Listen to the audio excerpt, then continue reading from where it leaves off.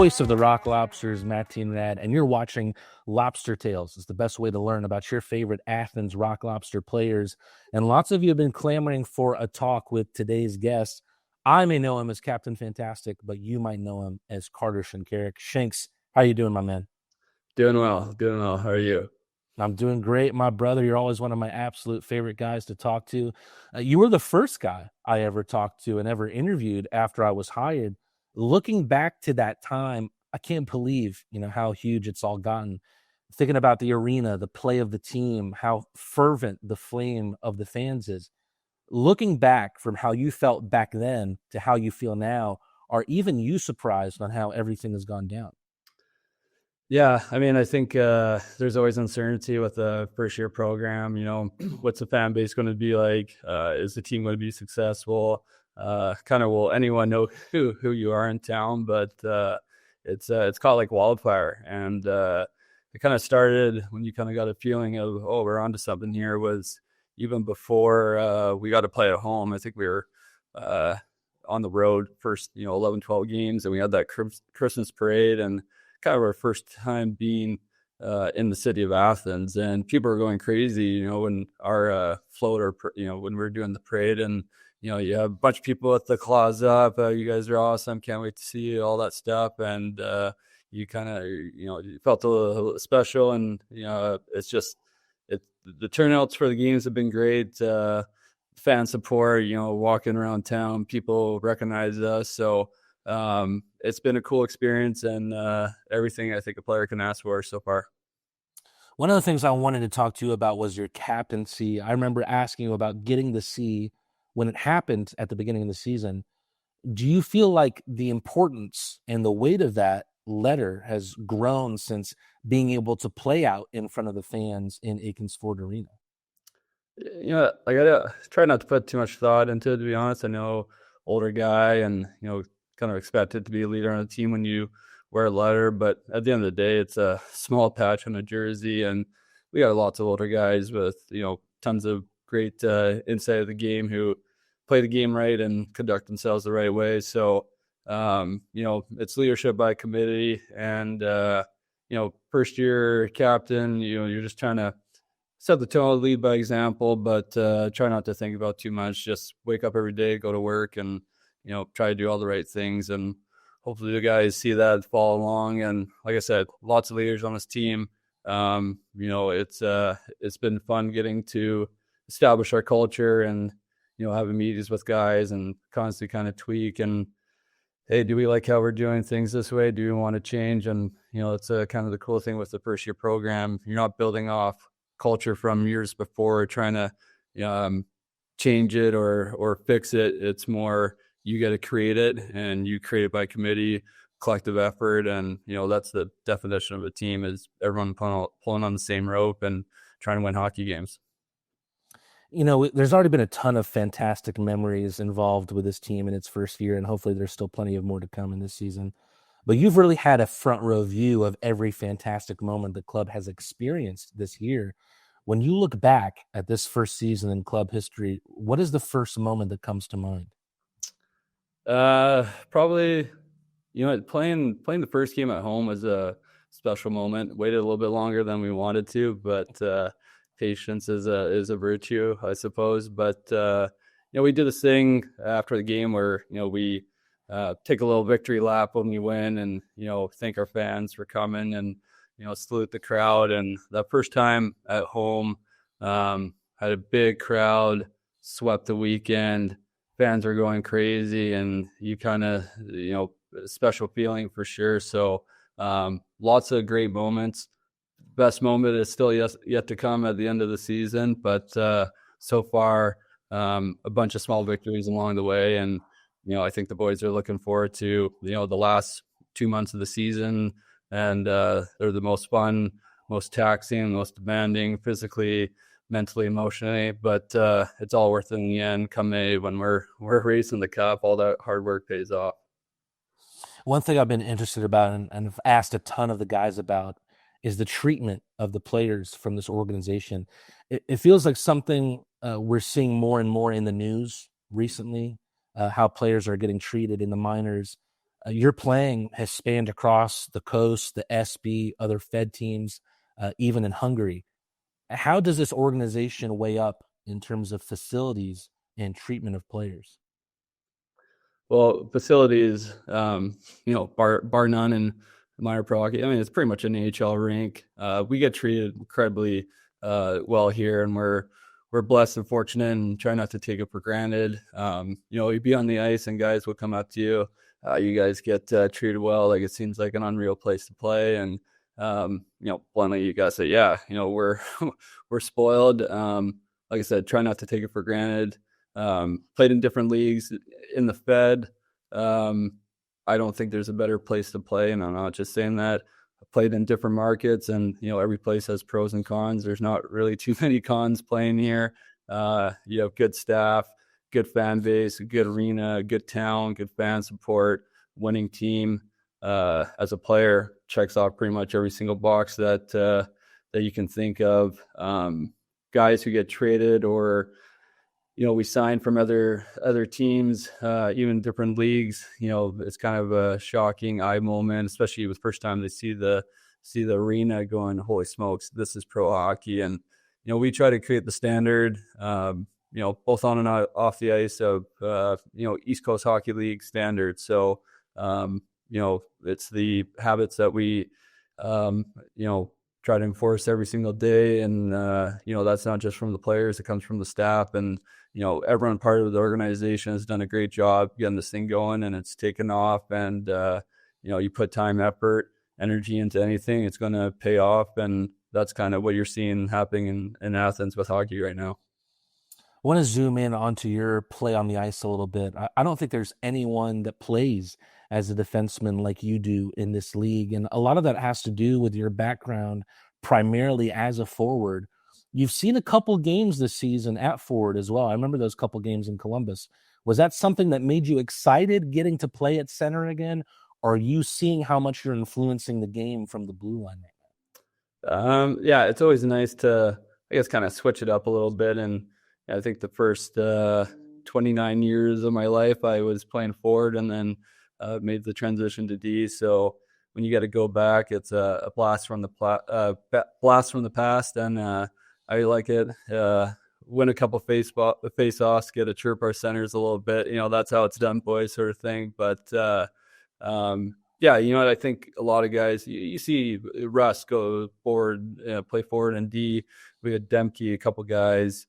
The guys here, whatever it takes, they play forward, they play D.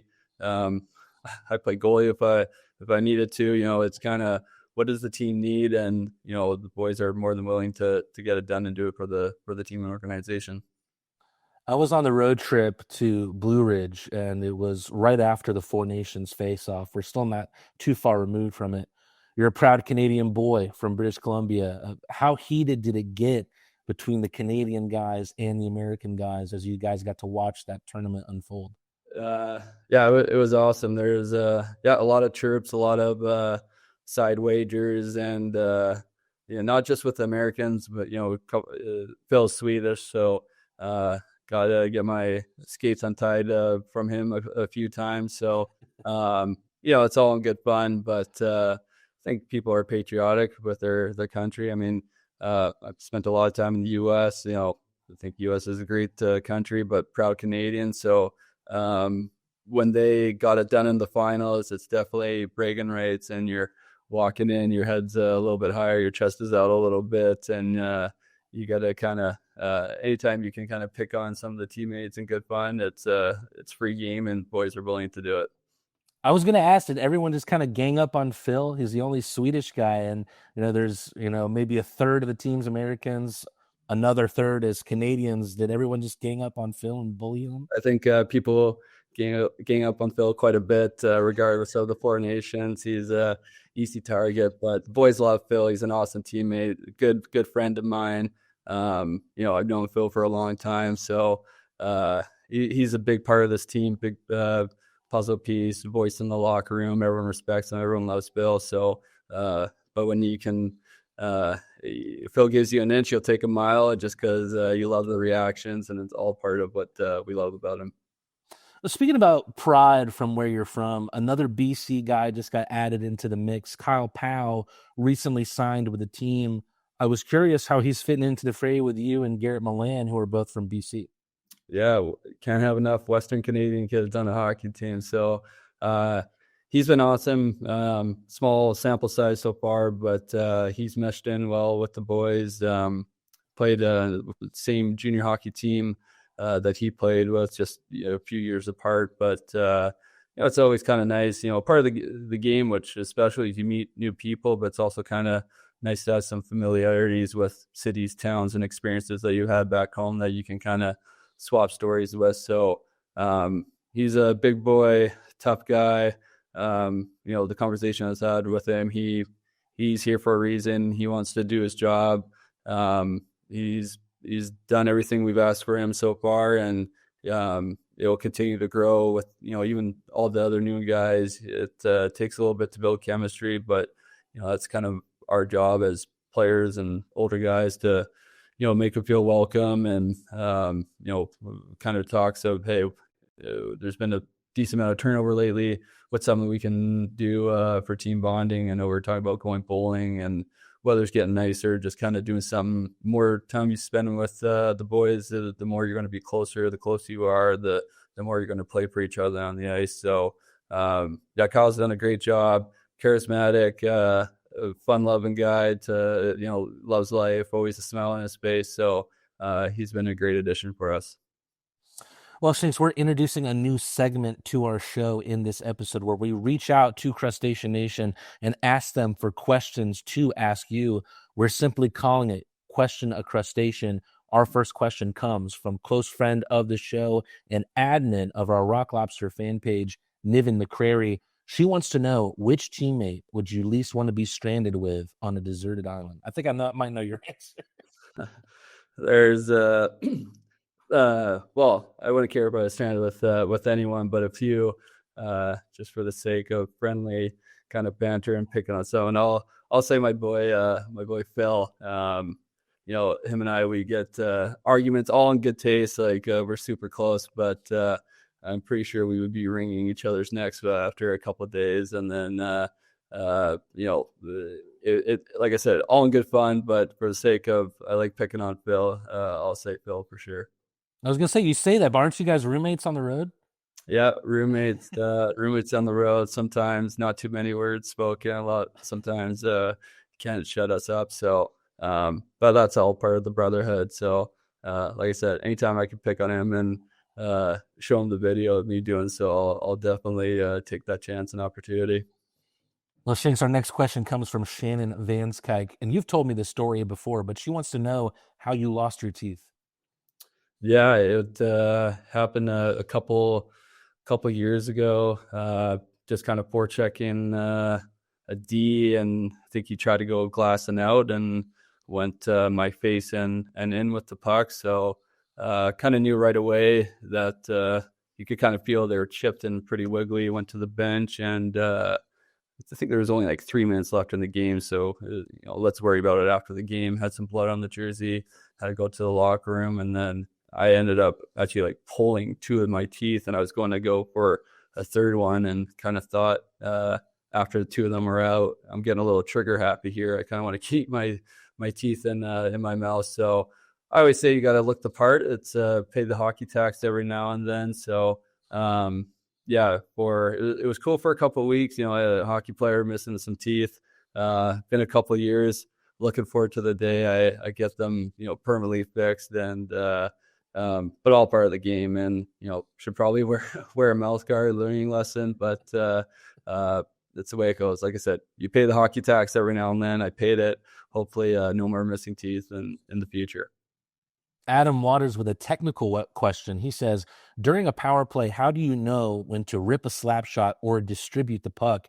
What are you seeing that influences that decision? He also adds, I love the Captain Fantastic slap shots on the Paloma Park power play. How do you answer that question, Shanks? Yeah, it's a great question. I think it's just Milan and I, we're always working with each other on the left side of me. I know Galley's there, and Orcs has been there, a couple guys that cycle through. But Milan's kind of been on my right hand side for a bit, and usually the guy as me as a right-handed guy is giving me the pass. So try to do a little pre-scan. Am I in a position if the puck comes to me? Do I have a lane? Sometimes I think I have a lane. Shots get blocked maybe more than I want them to. But, job at top of the power play is just kind of distribute when it needs to be distributed. You see if there's any nut front guys creating the screen. And if you have a lane, take a shot. You can't score if you don't shoot. So, it's a little bit of guessing game and hoping, trusting your instincts. But, we kind of work on different looks and stuff like that. So, you just kind of you're constantly reading and feeding off what the other team gives to you. Someone's in the lane, try to pass it. Someone's not in your lane, take a shot. My next question comes from Sarah Jane Bork Young. She tells us, we always see you chatting with the refs as someone is heading to the sin bin. What's the most frequent and or ridiculous thing you say? Probably can't say the most ridiculous or repeat some of the stuff. But no, I try to the reffing, good, bad, ugly, tough job for refs. Got to have some thick skin. You're constantly under a microscope. You're getting berated by fans, players, you name it. So, I just try to get understanding of, every ref has a kind of a line of what they allow and don't allow. So just trying to get consistency out of them and get a clear message of what's going to be called and what isn't. And when it's not consistent, kind of letting them know, hey, this one play is getting called, this other play is not. Try to attract more bees with honey than vinegar with the refs. So you want them on the team's good side. So I'm pretty calm with them. Sometimes emotions can take over, and you kind of have to tell it as it is. But more times than not, just trying to communicate with them, and just see where their line of penalties are being called, and kind of letting them know what we're seeing from our side. And it's player safety as well. We just want our guys to be safe and not getting injured. Guys taking liberties. We're big, strong, fast team, a good team. Other teams are going to have to find ways to get us off our game, and just kind of mediating conversations, really. My own question here, do you ever get nervous to have to go and tell Marty the bad news? No.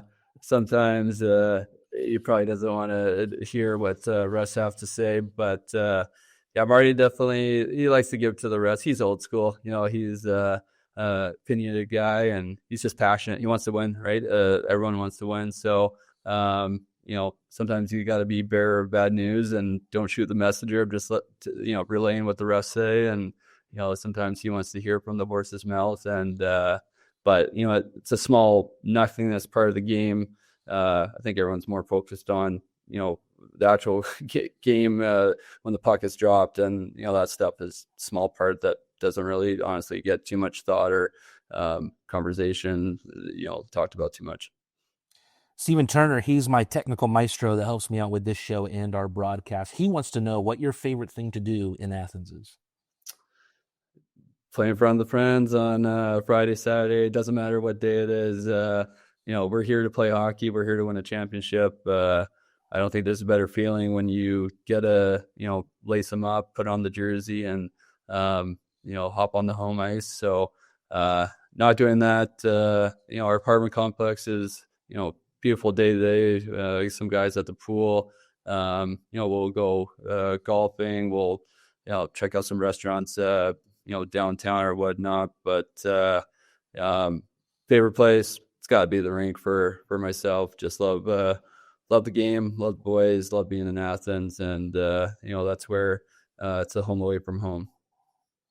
Steven also wants to know, while trying to keep it clean for us, Shinks, what is your favorite on-ice chirp that you've heard? That I heard, probably again something I can't repeat. We have some guys who definitely are vocal. You hear some funny ones. none of which I repeat on air here. But some guys get clever. Yeah, top of my head, I can't. I wish I could give you a good one that's kind of PG. What gets said on there's Willie there. What gets said on the ice stays on the ice, and we'll just keep it at that. Who's the best chirper on the team, Shinks, and why is it Michael Greco? You took the words out of my mouth. Charismatic, passionate guy. Says what's on his mind, bluntly honest. Kind of have to respect that. On the ice, there's some things you kind of go, hey, this is family entertainment at the end of the day. But again, it just stems from the passion that guys have to win. And if you can get a player off their game a little bit, that might result in a turnover or taking a dumb penalty. Everyone just wants to win. And if saying some choice select words to a couple guys will give us a competitive edge, we'll do anything it takes to win. Last question for me, Shinks, and this will wrap it up. I know you've had your taste of the Commissioner's Cup playoffs in this league, and you entered the playoffs last year with Columbus as potentially the favorite to win it, ultimately falling in the Continental Division Finals. You'll be looked at as one of the favorites again this year. How excited are you to get to postseason hockey, and how are you evaluating the team's chances? It kind of, the more you play, the years go by, it's kind of New England Patriots where regular season is important. The real season starts in playoffs. So, I'll try to be quick with this. I always find different phases of the year. First few games, you're trying to get started, get off to a hot start. There's a middle section of the season that is the grind. It's winter, it's cold, you're traveling, you're going through the bulk of your season. I like to think we're kind of in the third phase of prepping for playoffs and trying to add some sandpaper to our game and, transitions from regular season hockey to playoff hockey. And then really the fun starts in playoffs. So I know for myself and everyone on this team, the reason we're here is to win. We always say, hey, championship. We're doing things to build a championship, to win a championship. So I'm excited. It's bittersweet because it means the season's coming to an end. And, I think guys have gotten super close as a team, and you don't want the good times to end. So we're going to be soaking in the 2 months, getting prepped mentally, physically.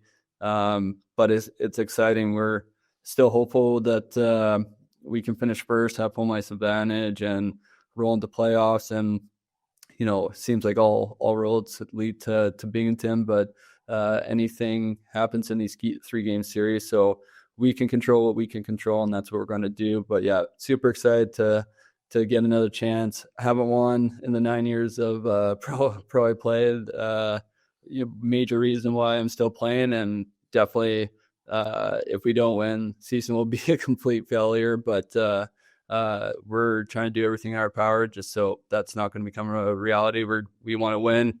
Let's put in the work, get this done. Looking forward to seeing you taste the gold later this year, Shinks. Thanks so much for taking the time with me today, man. Thanks, Matteen. Appreciate it.